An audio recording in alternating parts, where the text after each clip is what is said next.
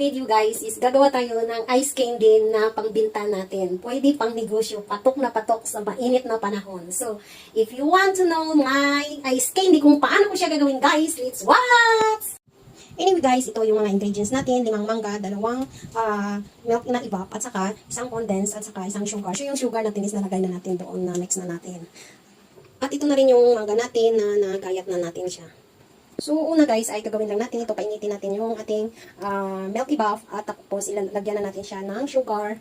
At saka, nilagyan natin pala siya ng konting flour. Para naman maging smooth yung ice candy natin. So, tara na guys. At ito, ay lalagyan na natin ng konting tubig. At saka, lagyan pala natin siya ng konting tubig. Ayan.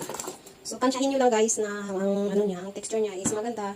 Huwag natin damihan yung tubig. So, tikman natin kung matamis ba siya o hindi. Tapos, masunod ay ito na yung milk natin. Ayan.